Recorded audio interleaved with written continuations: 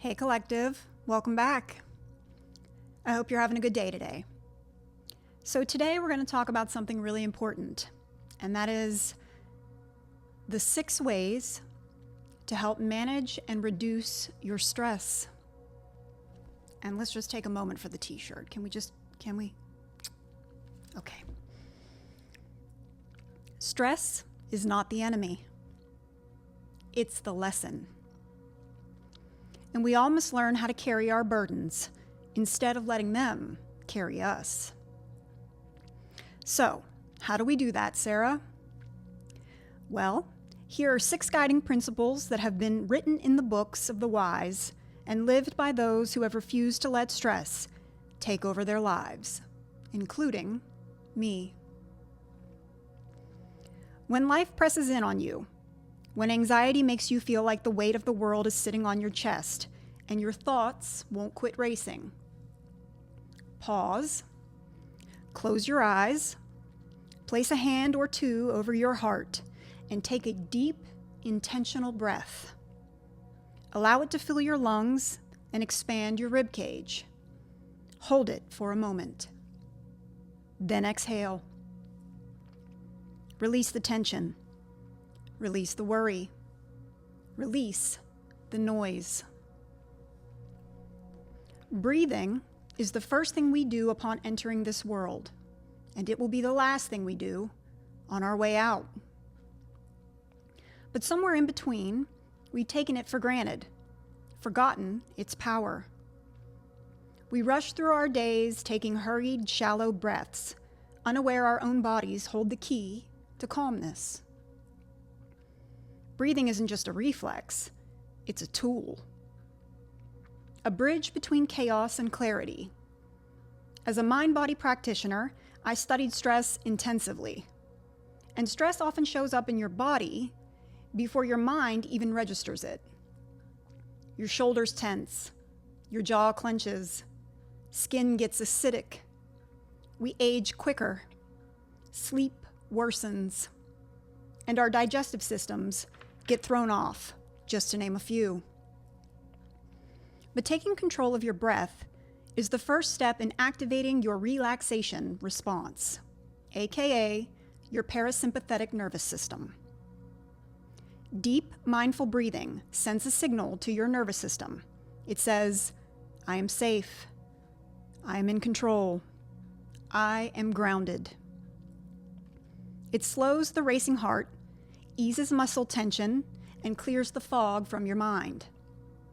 When I speak of being in balance, being in alignment, part of that is exactly this. The nervous system cannot be in 2 opposing states at the same time. We must open a gateway, if you will, to transfer from one to the other. It's like a seesaw. It's got to be just right. So that when we are in constant worry or stress, we have the ability to build resilience by activating more rest and relaxation when necessary. Both need each other to bounce off and calibrate to find a better balance, but modern lifestyles often cause one to activate and stay switched on, which prevents the other from creating the counter response we need to maintain internal homeostasis. If the balance isn't corrected, we leave ourselves open to sleep disorders, alcohol and drug dependencies, heart disease, anxiety and depression, chronic pain, skin diseases, stroke, cancer, and even self-deletion, if you know what I mean. So the next time stress threatens to steal your peace, someone wants you to be bothered, or you say that's just my life, I stay stressed, remember what living that way can potentially do to you. Take a moment for yourself. Find a quiet space, even if you have to go outside and sit in your car. Believe me, I've done this plenty of times. Close your eyes, breathe in through your nose for 4 slow counts. Hold that breath for 4 counts, and then exhale through your mouth for another 4 counts. Bonus points if you silently say in your head, I release this stress, I release this worry, or I am safe, I am in control. Breathing with intention is not just about managing stress or anxiety in the moment. It's about training yourself to respond to life's challenges with a habit of stillness in a world that never stops moving. So remember this, when your worries feel too big and you don't know what else to do, breathe.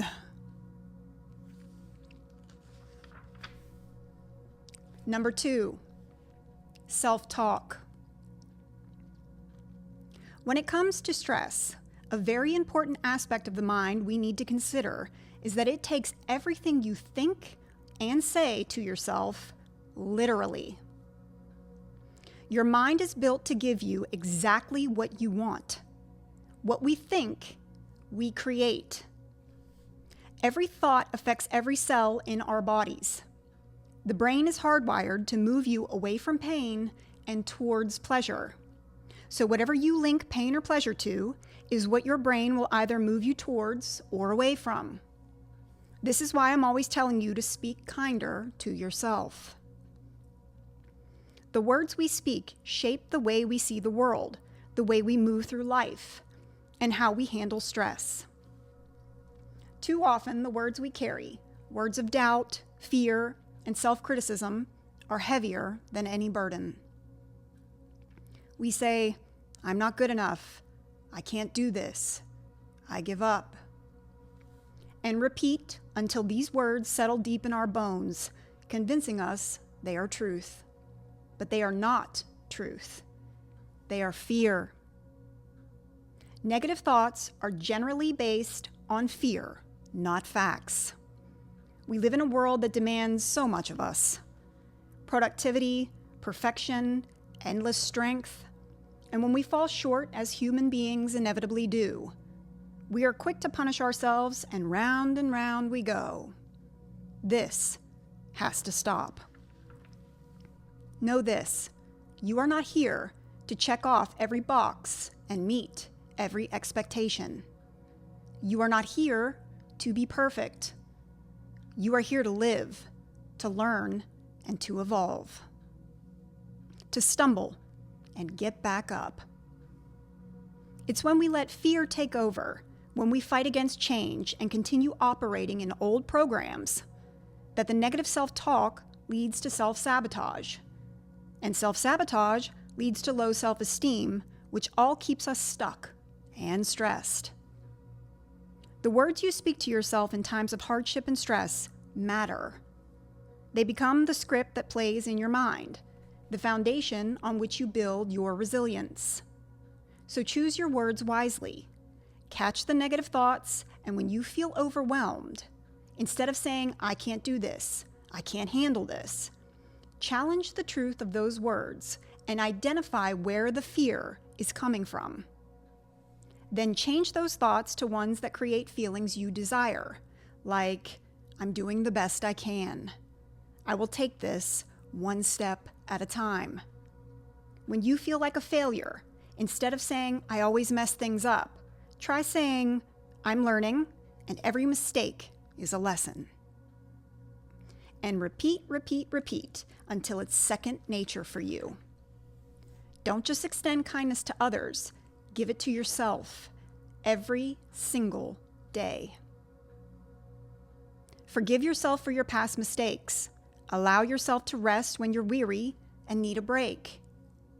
And remind yourself you are worthy of love, even if you feel unworthy.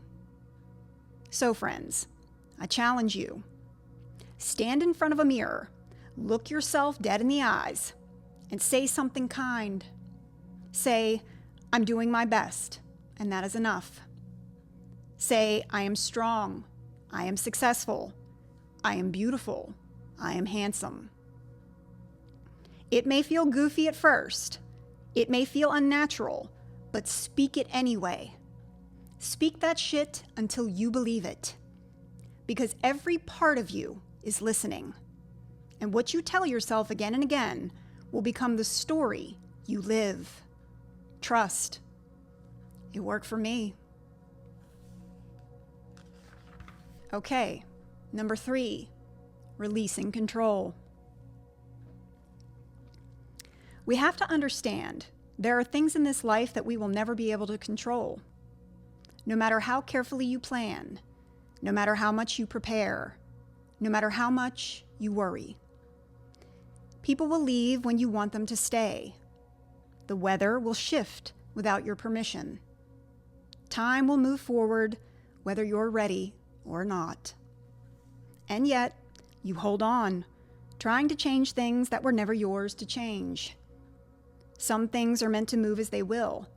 Some things are meant to be released, not controlled. And still we fight it. We hold on to worry like it's protecting us. We believe if we think enough, push enough, stress enough, we can bend the world to our will. But let me ask you, what has overthinking, worry, and stress ever given you? A whole lot of sleepless nights and a bunch of headaches. What has control ever brought you? Let me guess. Frustration when life refuses to obey. I know letting go, releasing control, is not easy. I know it can feel unnatural, especially if you're a Leo, Virgo, Capricorn, Scorpio, or Taurus. We want certainty. We want security. We want to know if we try hard enough, we can shape the outcome. But, I have learned, life doesn't work that way. Life is extremely unpredictable, and trying to control everything is like trying to pour water in a cup that has a hole in the bottom. It will only leave you empty and frustrated. So what do we do instead? We surrender. Not because you're weak, because you're wise. We need to learn to recognize what is in our power and what is not. Only then can we let go of the weight that is not ours to carry. Focus on what you can control. Your thoughts, your actions, your reactions, and your mindset. Choose to move forward with grace instead of resistance, with peace instead of noise. So when you find yourself in a downward spiral of stress, ask yourself, is this something I can change? Is this something I can influence? Or is this something I just need to accept? If you can't change it, side note, this also applies to people. Recognize that we can't, nor should we want, to change others. So, if you can't change it, you need to release it. Give yourself permission to stop carrying who and what is not yours. You deserve that peace. Life is full of twists and turns. You can't control the waves, but you can learn to ride them. So, friends, unclench your fists, breathe, let go, and know that whatever is meant for you will find its way. And what isn't will simply drift away. In that release, you will find something better than control. You will find freedom. Okay, number 4, happiness. It is easy to believe happiness is something waiting for us off in the distance, especially in a world that moves too fast and demands so much of us. Something amazing, something life-changing, something that finally makes us feel complete. We tell ourselves, I'll be happy when I have more money, when I get that new job, when I finally reach my goal, when life gets easier. But let me ask you this. What if happiness isn't found in the big things? What if happiness isn't when you finally reach the top of the mountain, but in something that already exists, scattered throughout the small, quiet moments of everyday life? Think about the last time you truly felt at peace. Maybe it was the sound of rain against your window, the smell of a freshly brewed pot of coffee, the the laughter of your most favorite person in the world, or the silence after you put your kids to sleep and the house is all yours again. These moments are small, but they are powerful. They are the everyday reminders that happiness is not something we need to chase. It is something we need to acknowledge. The truth is, most of us are too caught up in the noise of life, too busy to pay attention. We spend so much time worrying about the past or planning ahead for the future that we completely ignore the present. We fail to notice the little things because they seem insignificant to what we've been through or where we're going. But what if the little things are what truly matter and we're missing it? Let's use kids as an example. They marvel at the simplest of things. A butterfly that lands right next to them. The way their shadow follows them everywhere. The crunch of autumn leaves under their feet. They don't need a perfect life or designer clothes to find joy. They don't have to wear a facade to the world or need everything to always go their way. They simply see joy and are happy because they are present in the moment. But somewhere along the way, as we got older, we forgot how to do that. So, how do we find joy in the little things? Remember this: life is not a race, nor is it a competition. And stress will always try to rush you forward too fast. So pause. Take time to breathe deeply and pay attention to the world around you. There is beauty in the details if you can learn to be still long enough to see it. Don't focus on what's missing or what others have. Focus on what is already here, what is already yours. Keep a journal, make a mental note, or simply speak it out loud. I am grateful for this moment. I am grateful for the roof over my head, for the food in my belly, and the love of the people I have in my life. Gratitude turns ordinary moments into extraordinary ones. Listen to the birds singing early in the morning. Feel the warmth of a hot coffee in your hands on a cold day. Smell the air after a fresh rain. Taste your favorite food slowly and do a little dance after you do. The more you engage with the world around you, the more joy you will find in it. What I have learned is, don't wait for the right moment to celebrate. Dance in your kitchen just because. Put your favorite song on in the car and show up as the star in your very own car concert. Wear your favorite outfit even if you have nowhere to go and no one will see it. Life is too short to hold back on the little things that make you happy. A moment of laughter, a shared meal, a conversation with a loved one. These are the actual gifts of life. Cherish them. Prioritize them. Because in the end, it's not the major accomplishments we will remember the most. It's the little moments of connection. Now, this doesn't mean ignoring life's struggles or pretending everything is perfect. It means allowing yourself to see the light, even on the darkest of days. It means no matter what you're going through, there is still beauty, still warmth, still goodness all around you. So don't wait for happiness to come in some life-altering moment. Look for it now. Look for it in the small things, the quiet things, the things you once took for granted. I promise, if you do, you will realize they were never small at all. They were everything.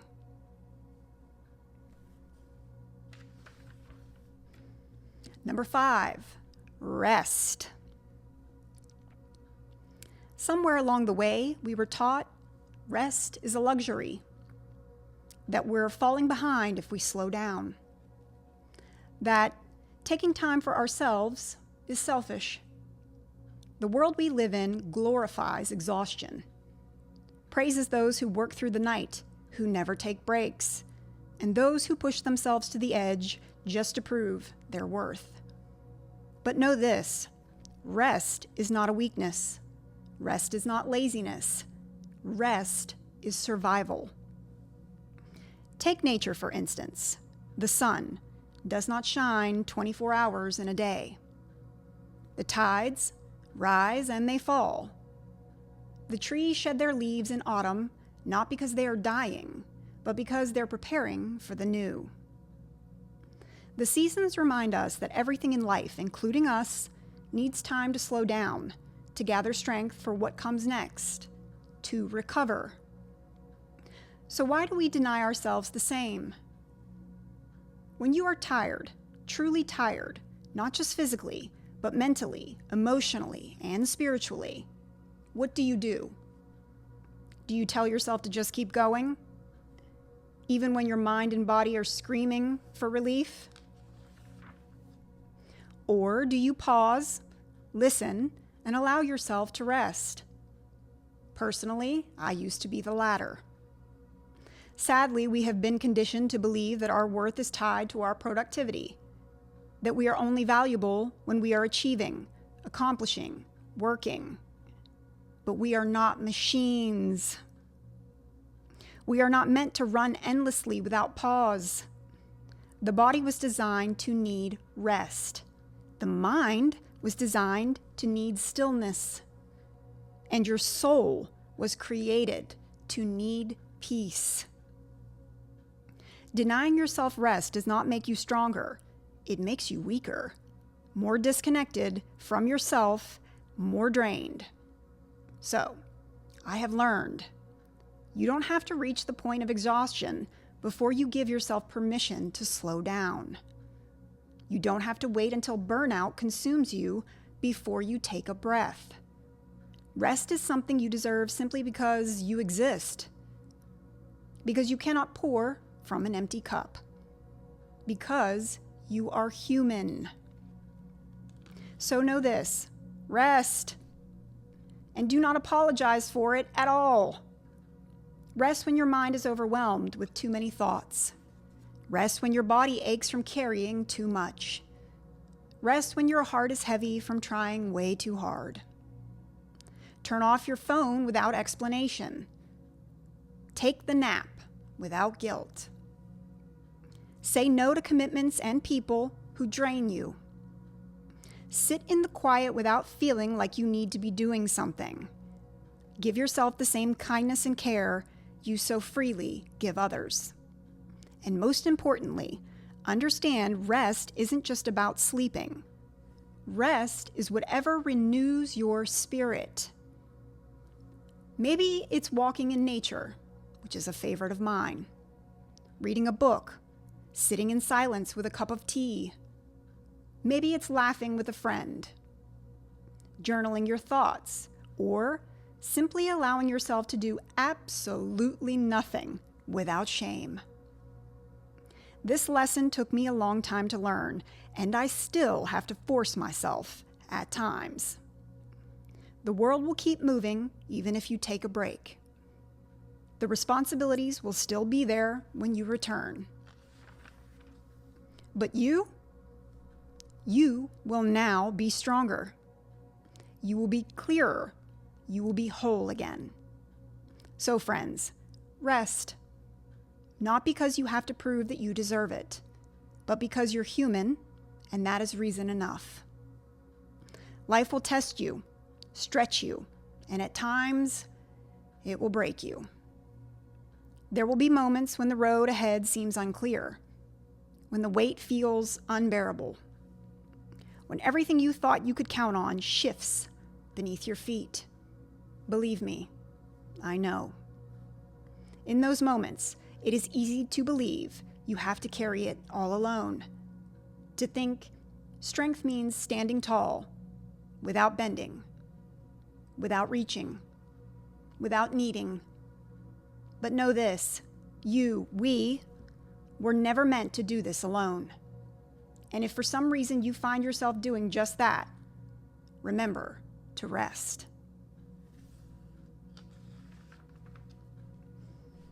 Okay, finally, 6 ways to reduce and manage stress. Number 6 is love. Love is not just romance, not just poetry and books, or grand sweeping gestures on a movie screen. Love is the friend who calls just to check in on you. Love is the family member that hugs you tight, reminds you who you are, and tells you you're going to be all right. Love is the stranger who offers kindness without expecting anything in return. And still, we hesitate to lean on love. We've convinced ourselves that asking for help is weakness. We think needing someone means we're not independent enough. But real strength is knowing when to lean in. Real strength is understanding that love is not a burden, it's a lifeline. When your heart is heavy, when your spirit is weary, when your mind is clouded with worry, don't let fear or pride convince you that you must walk alone. Instead, lean. Lean into the people who care about you. Let them remind you you're not alone, that your burdens can be shared, that your pain does not have to be carried in silence. And if you're saying, Sara, I have no one, because some truly don't, you have me. Come to the channel, click on a video, and know you're not alone. You're going to be fine. Tomorrow is another day, and we got this. Often, love is much quieter. It's a knowing glance across the room that says, I see you. It's the hand on your shoulder that offers quiet reassurance. It's the friend who sits beside you in silence because they understand that presence can sometimes mean more than words. Leaning on love is not just about receiving it. It is about giving it freely, without hesitation, without keeping score. Because the more love we pour into the world, the more it comes back to us. And since it's the highest frequency there is, this is one you definitely want to put out and get back. Love is a cycle, an energy that grows the more we share it. Be that person who checks in on someone even when they say they're fine. Be the person who listens with their whole heart. Be the person who offers kindness, who makes someone's burdens a little lighter, simply by standing beside them. Not just when things are easy, but when they're hard. Love is what will keep you going when you have nothing left to give. Love is what reminds you that no matter how heavy life feels, you're not alone. Life is a journey, filled with moments of love and moments of challenge, times of clarity and times of uncertainty. Along the way, stress will come. It's inevitable. But how we respond to it, how we care for ourselves, and how we allow love to guide us will define the peace we carry in our heart. Breathe with intention. Let each inhale remind you that you are alive. And each exhale, release what no longer serves you.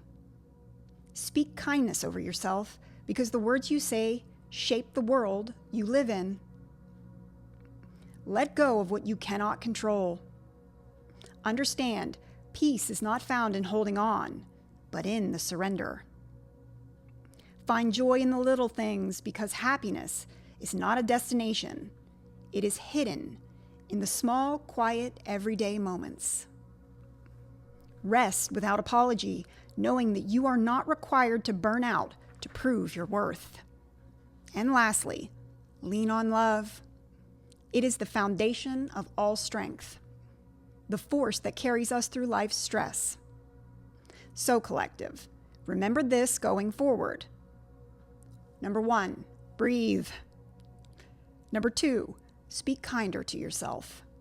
Number 3, release what no longer serves you. Number 4, you are capable of finding happiness. Number 5, you're deserving of rest. And number 6, and most importantly, you are worthy of love from others and yourself. Until next time, friends, keep healing. See ya.